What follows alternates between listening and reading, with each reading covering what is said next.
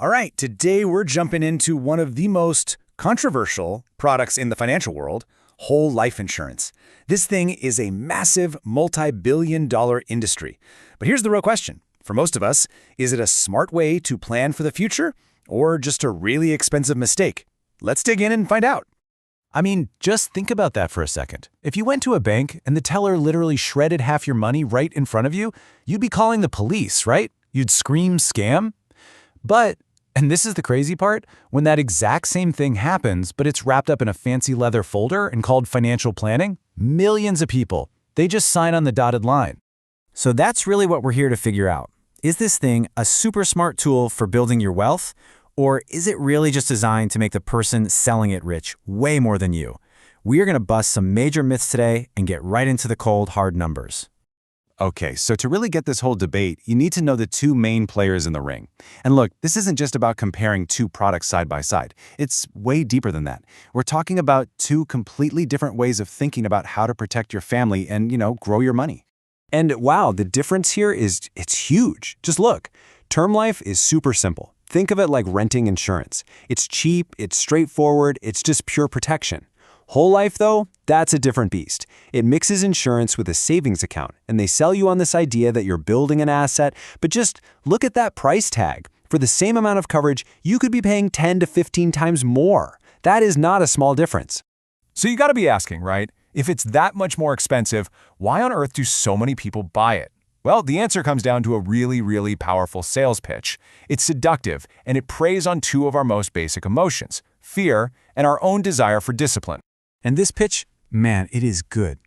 They'll pull out these scary charts of stock market crashes, and they'll look you right in the eye and ask, do you really want to gamble with your family's future? Then they slide over the whole life chart, this beautiful, smooth line that only ever goes up. It feels so safe, so secure. And they'll call it a forced savings account, which sounds great, but what it really means is they're charging you a fortune to protect you from yourself. I mean, that all sounds pretty responsible, doesn't it?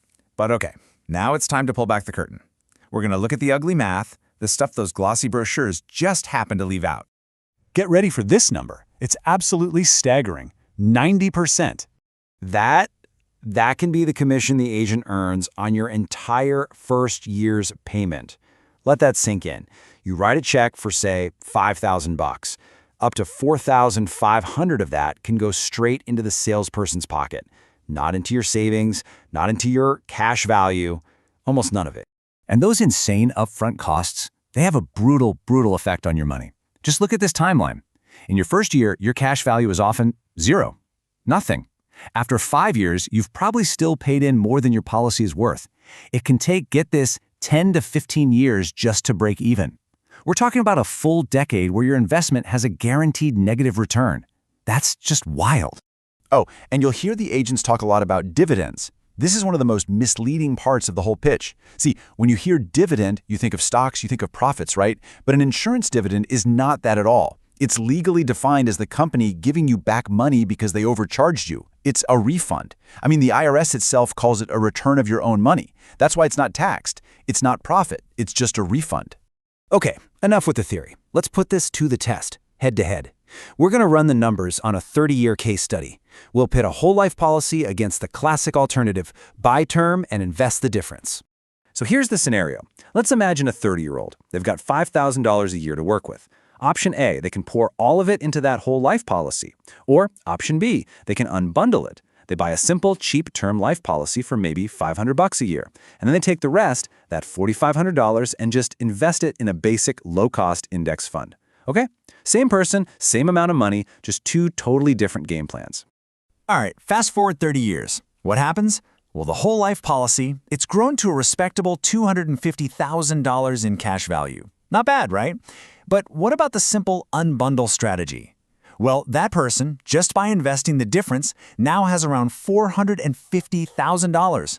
That's nearly double the money. It's not even close. That's a $200,000 difference. Let's be clear, that is not some small rounding error. That is the opportunity cost. That's the price you paid for safety. That's a huge chunk of a retirement fund. It's a down payment on a house. It's sending your kids to college debt-free. It's real money, left on the table, all because you chose a product that promised safety, but really just delivered pretty mediocre results. So if the math is this clear, what do you actually do? Let's walk through the plan. It's simple, it's powerful, and as we just saw, it's a way better strategy. It's called buy term and invest a difference. It's really just 3 simple steps. Step 1, and this is super, super important, get your new cheap term policy in place before you touch anything else. You don't want any gap in coverage, okay? Step 2, go ahead and surrender that old whole life policy. Take whatever cash value is in there and walk away. And yeah, it might sting to see you lost money, but listen, those past payments are gone. They're a sunk cost. You got to move forward. And then step 3, this is the magic key, automate everything. Set up an automatic transfer every single month for the money you're saving and send it straight into an investment account so you don't even have to think about it. Now, look, let's be totally fair here. Whole life insurance isn't technically a scam. It's a legal contract, and it does what the contract says it'll do. And believe it or not, for a very, very small and specific slice of the population, it can actually make sense. It can be the right tool. So who are we talking about? Well, first you've got the ultra-wealthy. We're talking people who need a big pile of cash ready to go to pay off huge estate taxes so their heirs don't have to sell off assets. Second, you have families with dependents who have special needs and will require guaranteed financial support for their entire lives. And finally, you've got the super high income earners who have already maxed out every single other tax-advantaged account, their 401k, their Roth IRA, all of it, and they're just looking for one more place to park money that's kind of like a bond. So, you need to ask yourself honestly, are you worth tens of millions of dollars? Do you have a dependent who needs lifelong guaranteed care? Have you already maxed out every single retirement account available to you? For like 99% of people, the answer to all of those questions is a big fat no. And that's the real problem, isn't it? It's a tool for a tiny niche, but it's sold to absolutely everyone. And this right here, this analogy just nails it. If your answer was no, then buying whole life insurance is like buying a Ferrari to deliver pizzas. I mean, sure, it'll get the job done. The pizza will arrive, but it is a terrible use of your money. You're paying a massive premium for performance and features you just do not need. So, we'll leave you with this one final thought to chew on. When it comes to your money, complexity is almost never your friend. Complexity is where fees hide. Simplicity is your greatest asset. So the next time someone offers you a complicated financial product, you have to ask yourself one simple question. Is this complexity really here to serve me? Or is it here to serve the person who's about to get paid for selling it to me?